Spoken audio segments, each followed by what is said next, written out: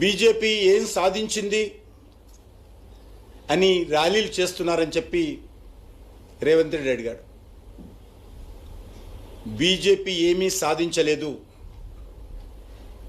BJP జెండా పేరు మీద ఎక్కడ కూడా తిరంగా ర్యాలీలు జరగలేదు. దేశంలో ఏ ఒక్క గ్రామంలో కూడా భారతీయ జనతా పార్టీ జెండా, భారతీయ జనతా పార్టీ పేరు లేకుండా అన్ని వర్గాల ప్రజలు ఏకమై తిరంగ యాత్రలు నిర్వహిస్తూ ఉంటే రేవంత్ రెడ్డికి బీజేపీ తిరంగ యాత్రలు కనిపిస్తూ ఉన్నాయి.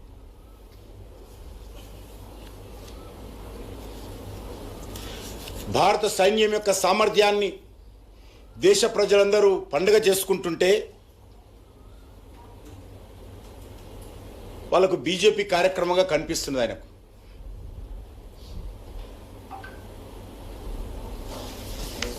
ఇది ఒక రాజకీయ పార్టీ కార్యక్రమం కాదు.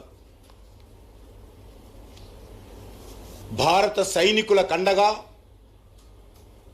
భారత ప్రజలందరూ కూడా కులాలకు అతీతంగా, మతాలకు అతీతంగా నిర్వహిస్తున్నటువంటి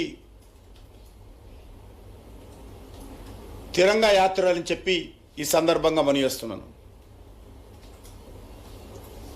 ఇంకొక అడుగు ముందుకెళ్ళి రాహుల్ గాంధీ ప్రధానమంత్రి అయి ఉంటే పీఓకేని ఆక్రమించుకునేవాడు అంటారు రేవంత్ రెడ్డి. పాపం ఈ జన్మలో రాహుల్ గాంధీకి అవకాశం లేదు. కానీ ఒకటి మాత్రం స్పష్టం చేయదలుచుకున్నాను, అసలు పీఓకే పాకిస్తాన్కి ఎవరిచ్చారని అడుగుతా ఉన్నాను. ఇన్ని సంవత్సరాలుగా పీఓకే ఒక రావణ కాష్టంలాగా, జమ్మూ కాశ్మీర్ ఒక రావణ కాష్టంలాగా నడిపింది కాంగ్రెస్ పార్టీ ప్రభుత్వం కాదా అని అడుగుతా ఉన్నాను.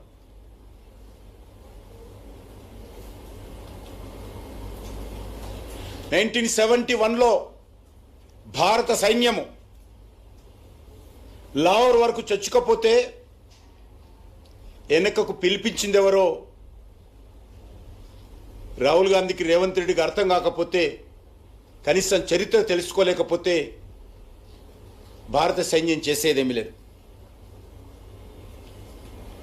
93,000 మంది సైనికులను బేషరతుగా భారత్కు లొంగిపోయినటువంటి పాక్ సైనికులను వదిలివేసిన విషయము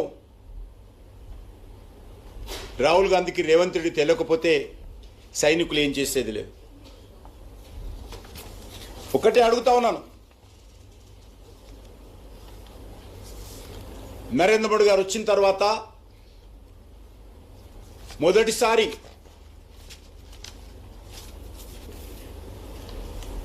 పాక్ యొక్క ఉగ్రవాదులు మన సైన్యం మీద దాడి చేశారు. ఫస్ట్ టైం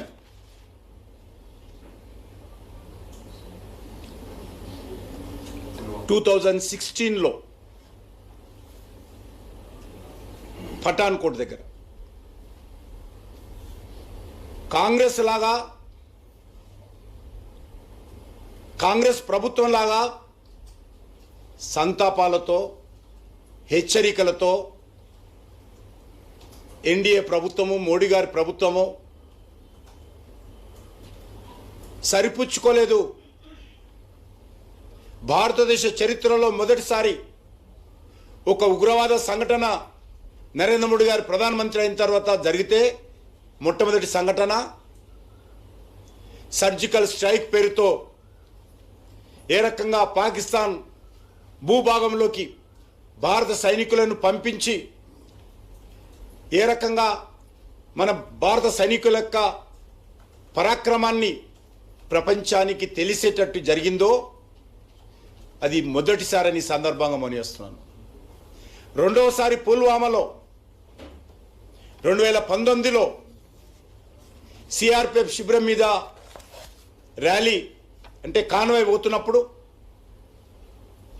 పాకిస్తాన్ ఉగ్రవాదులు దాడి చేసి సుమారు 40 మందికి పైగా బలిదానమైతే, రెండవసారి ఎయిర్ స్ట్రైక్ పేరు మీద పాకిస్తాన్ భూభాగంలోకి భారత యుద్ధ విమానాలు పోయి ఉగ్రవాద శిబిరాలను ఏ రకంగా ధ్వంసం చేయించిందో యావత్ ప్రపంచమంతా చూసింది.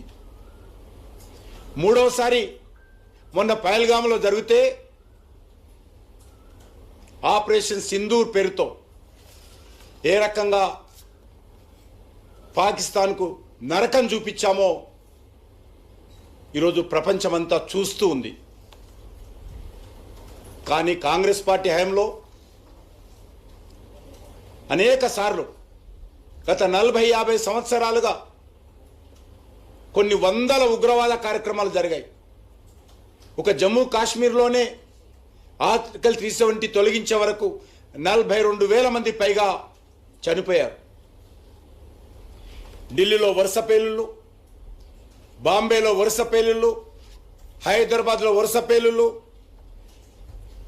ముంబైలో నడుస్తున్నటువంటి 7 రైళ్లలో ఒకటేసారి పేలుళ్ళు. ఈ రకంగా ఉగ్రవాద సంఘటన జరగనటువంటి రాష్ట్రం లేదు ఈ దేశంలో. కానీ ఏ రోజైనా కాంగ్రెస్ పార్టీ కనీసం కలలోనే ఆలోచించిందా? సర్జికల్ స్ట్రైక్ కానీ, ఎయిర్ స్ట్రైక్ కానీ, ఆపరేషన్ సింధూర్ లాంటి సంఘటనలు సైనికులకు స్వేచ్ఛనిచ్చి, సైనికులకు పూర్తి అధికారాలు ఇచ్చి, సైనికుల అధికారుల పర్యవేక్షణలో ఈ ఆపరేషన్ జరిపించినటువంటి చరిత్ర ఎన్నడైనా ఊహించిందా కాంగ్రెస్ పార్టీ?